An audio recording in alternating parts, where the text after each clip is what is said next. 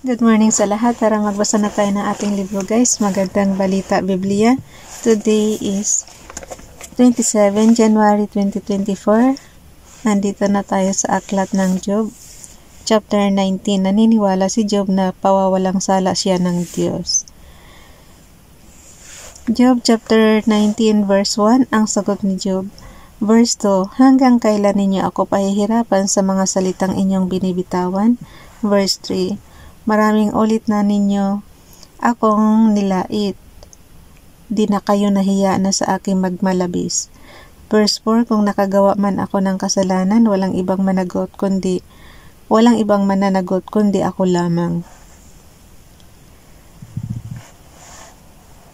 Nandito na tayo sa Job chapter 19 verse 5.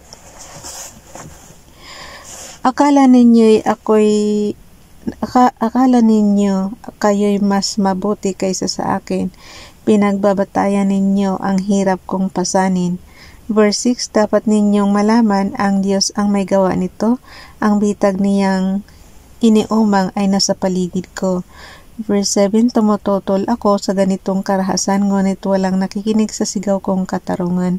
Verse 8, hinarangan ng Diyos ang aking daraanan, binalot niya ng dilim ang landas kong lalakaran.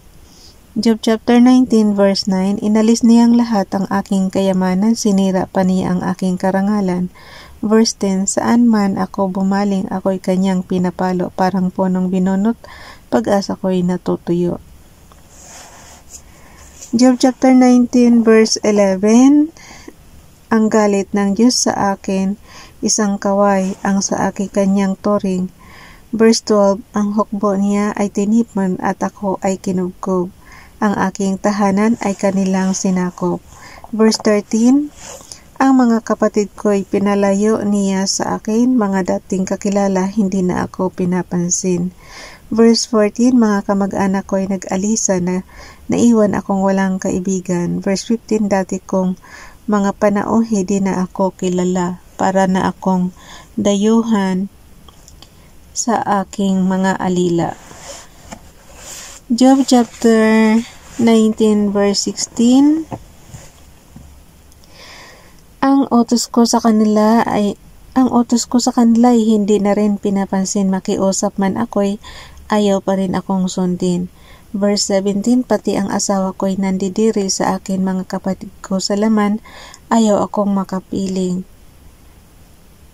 Job chapter 19 verse 18, ako'y kinukutya ng mga batang paslit kapag ako'y nakita, pinagtatawanan at nilalait. Verse 19, mga kaibigan kong matalik sa akin ay nasusuklam, ang mga minamahal ko ako'y nilalayuan.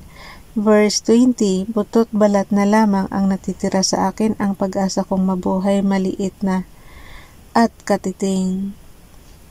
Verse 21, mga kaibigan ko sa akin sanay mahabag, kamay na ng Diyos ang sa akin humahampas. Verse 22, bakit niyo ako inuusig tulad ng ginagawa ng Diyos? Di pa ba kayo masaya sa kahirapan kong lubos? Verse 23, ang mga salita ko sana'y maisulat at maitala sa isang buong aklat. Verse 24, ang maiukit sa bato itong mga sinabi ko upang habang panahon mabasa ng mga tao. Verse 25, ngunit alam kong di natutulog ang aking tagapagligtas na magtatanggol sa akin pagdating ng wakas. Verse 26, pakisundan ako ng basa guys.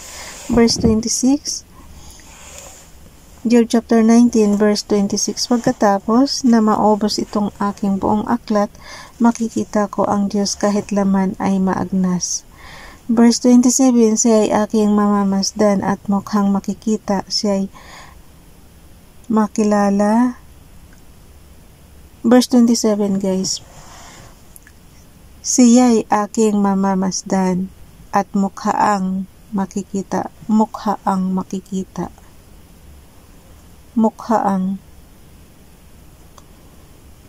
Nalilito ako. Tingnan mo, basahin nyo ulit guys.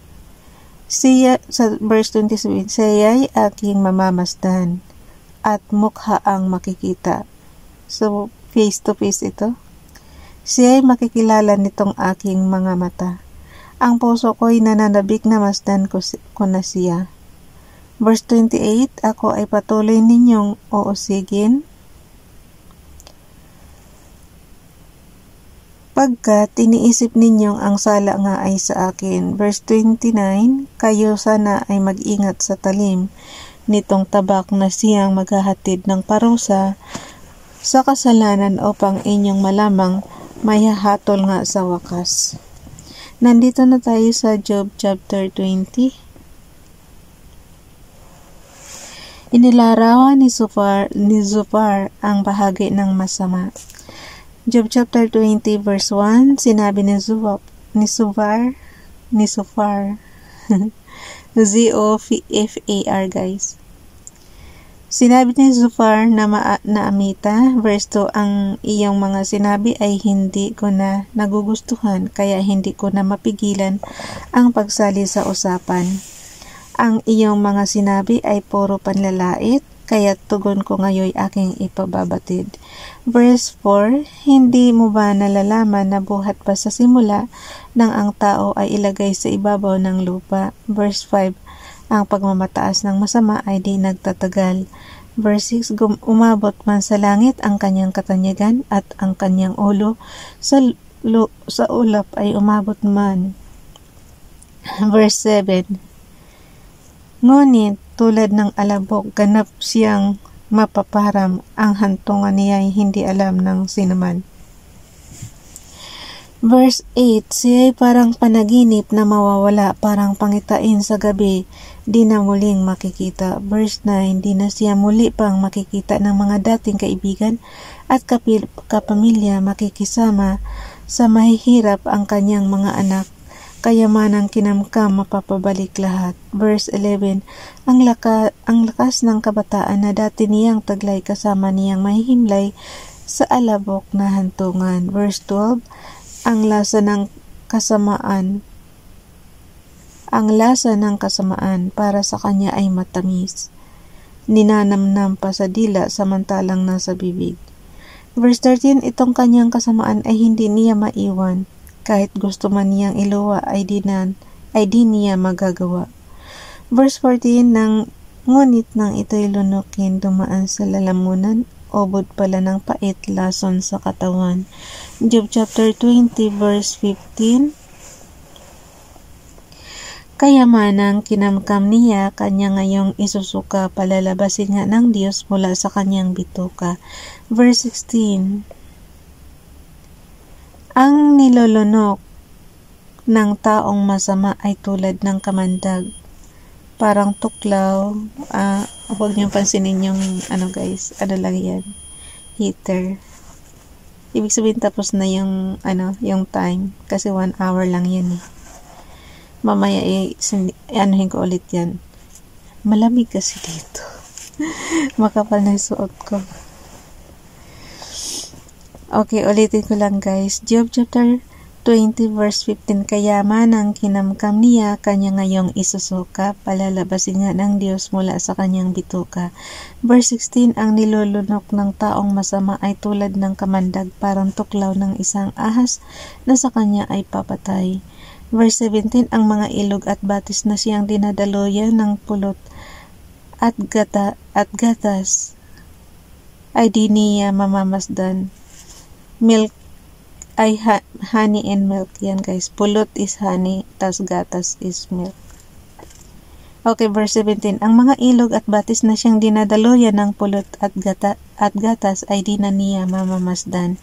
Verse 18. Di rin niya papakinabangan lahat ng pinaghirapan, di niya malalasap ang naipong kayamanan. Verse 19. Sapagkat ang mahihirap ay inapi niya, kinamkam ang mga bahay na itinayo ng iba. Verse 20, kanyang pagkagahaman ay walang katapusan, walang nakakaligtas sa kanyang kasakiman. Verse 21, kapag siya ay kumakain, wala siyang itinitira, ngunit ang kasaganaan niya ngayon magpawakas na. Verse 22, sa kanyang kasaganaan, daranas ng kagipitan, at siya ay daratnan ng patong-patong na kahirapan. Verse 23, kumain na siya, magpakabusog, matinding galit ng Diyos sa kanya ibubuhos Yan talaga hindrances ko. Yung boses ko ba namamalat. Verse 23, kumain na siya. Mahirap kaya guys kontrolin yung boses. Kumain na siya, magpakabusog, matinding galit. Ulitin ko yung verse 22. Sa kanyang kasaganaan, daranas ng kagipitan, at siya daratna ng patong-patong na kahirapan. Verse 23, kumain na siya, magpakabusog, matinding galit ng Diyos sa kanya'y ibubuhos. Verse 24, makaligtas man siya sa tabak na bakal, palasong tanso naman ang sa kanya'y magbubuwal. Verse 25, kapag ito'y itinudla sa abdo niya ay tutusok. Kung makita niya ito, manginginig siya sa takot. Job chapter 20 verse 26, matinding kadiliman ang sa kanya'y naghihintay, masusunog siya sa apoy na hindi namamatay. Wala ring matitira sa kanyang pamilya. Verse 27, ipahahayag ng langit ang kasamaan ng taong ito laban sa kanya, ang lupa'y magpapatotoo. Verse 28, ang lahat ng kayamanan niya ay sisirain, sa galit ng Diyos ito ay tatangayin. Job chapter 20 verse 29, ganito ang sasapitin ng lahat ng masasama, kapasyahan ng Diyos sa kanila itinakda. Verse 29 guys, ulitin nyo. Ganito ang sasapitin ng lahat ng masasama, kapasyahan ng Diyos sa kanila itinakda. Alam ko bakit sinasabi nila to kay Job. Di ba nga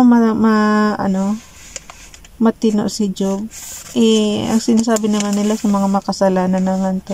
Ang nagparusa kasi kay Job guys, hindi naman si Father God, kundi yung si Satanas.